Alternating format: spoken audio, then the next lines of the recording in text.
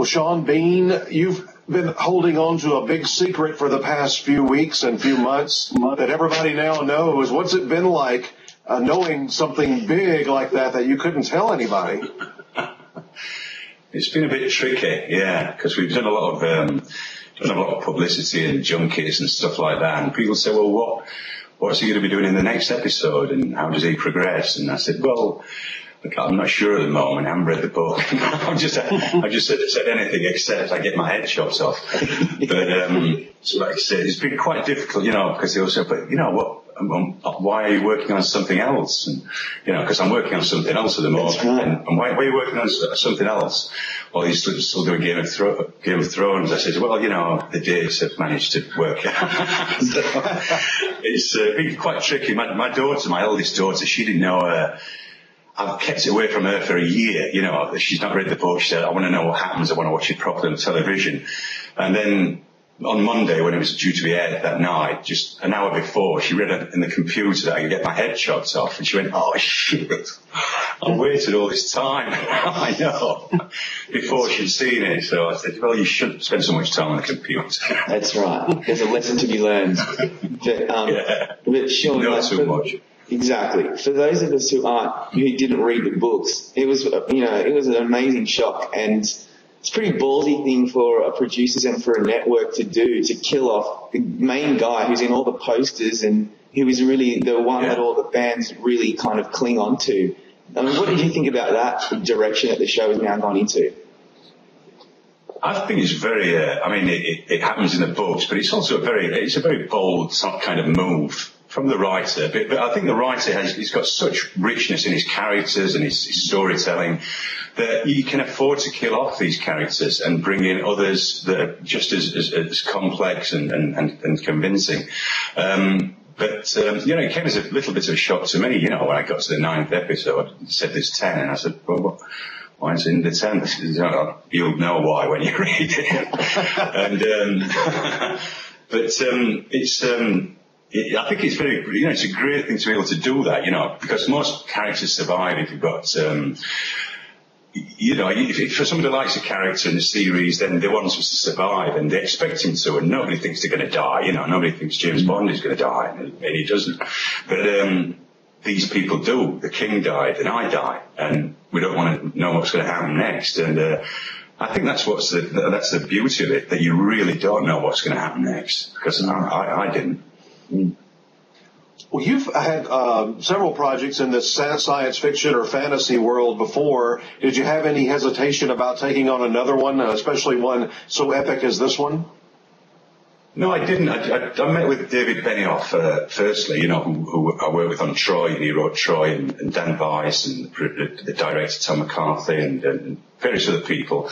Met in Soho and chatted about the project, and they filled me in on the pilot. The script wasn't available at the time, but they gave an insight and told me the plot and the story, and I was fascinated by it. So I read this pilot, and I didn't have any hesitation whatsoever. I thought, well, this is a really good, solid part, and it's something I'd really like to be part of, and especially when I knew that the network, HBO network, were doing it, and I knew it was going to be a classic, bold, risky piece of work, which it was.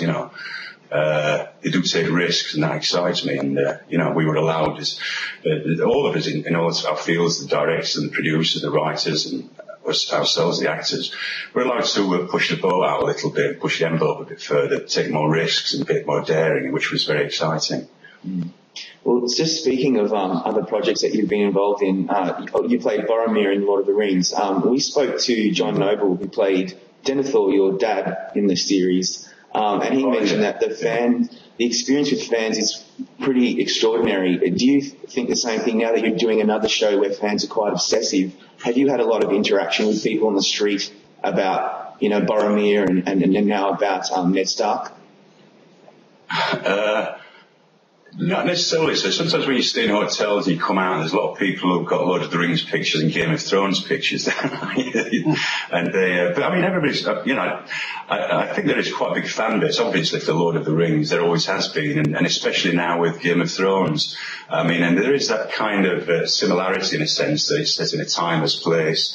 Yeah. And there is a lot of, I wouldn't say that Game of Thrones is a magical fantasy piece. I think it's much more brutal and edgy and violent than the Lord of the Rings. And it has a different ring to it, a different, if you excuse the pun, a different kind of approach. You know, there are people that, it's just like a grown-up, Lord of the Rings for adults, I suppose. Yeah.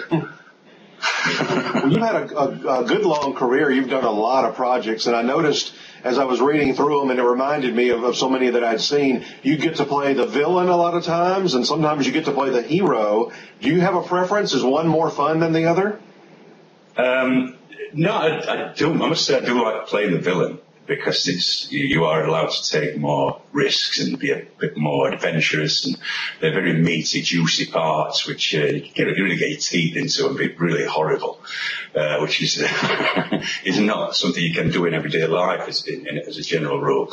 But I got to a point where I was playing quite a lot of villains. I think once you start establishing yourself as playing a certain part, and if you do it well, which hopefully I did, then people think, well, we'll have him again as playing this nasty guy and this villain. But there was a point where I thought, well, I've got to get out of playing villains. I like playing them, but I've got to start trying to be a nicer guy. I've got to come across as a nicer guy.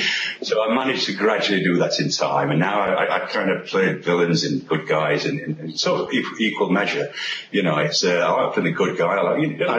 I just like any part that's well written, but I especially enjoyed things like Patriot Games and GoldenEye and Don't Say a Word with Michael Douglas, and they're all great things, and I did really well by them. I'm really grateful that I got the opportunity to play them. But I think it's important to try and vary, the kind of roles that you do, which we all want, all as actors want to do. We all want to vary, do different things, and I'd just like to do something a bit lighter maybe next time, like a comedy or something. You ready for a romantic comedy next up? I don't know about a romantic one, but maybe a comedy. The Hangover Part 3, that's got your name written all over it. Yeah. What's that? I said The Hangover Part 3, that's got your name written all over it. Yeah, that sounds good. Perfect. Well, talking about Game of Thrones again, Sean, it's really hard to focus on like a highlight for you. There's so many, and I'll just name a couple and see if you could comment on them. There's a really fantastic confrontation between your character and the character played by Lena Headey, where she, where it's almost like a warning. You play the Game of Thrones, and something. I don't remember what the words are, but it's beautiful. That's what happens when. Fantastic interplay between the two of you, and obviously also the execution scene in episode 9 is so stunningly directed. How did you feel when you saw them? Did you feel they came off exactly how you wanted them to come off? Yeah, you talk about the scene with Lena Headey, and that was, I think she's a wonderful actress, and I think she's a great girl, and I thoroughly enjoyed working with her, and we had a very good chemistry between each other. And it was a very well written scene, and I remember the day we did it in Malta around this little pool, and it was a very kind of laden with threats, but unspoken, and it's all in the expressions and the faces, and I think that was quite a memorable scene for me, and certainly the scene where I die, is a conflict of emotions, and that I'm as a man of loyalty and honour, and I'm having to face this very hostile crowd and say everything that I'm not. That I'm dishonourable, that I'm a traitor, that I was going to kill the king's son, that I was a traitor to the king, and it makes me, it sticks in my throat, it makes me feel sick, but I have to say it in order to placate Joffrey and the Queen and everyone else. That's the conditions. And then I'm double-crossed and I'm betrayed, and everybody's surprised, Littlefinger, Varys, myself, obviously, and King Joffrey says, well, they have the hearts of women, but I am a man, and off with his head, more or less. And that was quite a shock. It was quite a shock, but it was a good scene. It felt like an epic scene, and it felt like the Tale of Two Cities, when he says, "It's a far better thing that I do now than I have ever done." It was that kind of moment. It felt like for me now. It's great to have that opportunity, and it's a good way to go out, anyway. Nobody will forget it, that's for sure. No. The Lord of the Rings fans would kill us if we didn't ask a question about that epic movie series. Do you have a favorite memory from working on it that now that you had a few years to reflect on the experience? Yeah, it's just very fond memories, and we all seemed so much younger, which we were.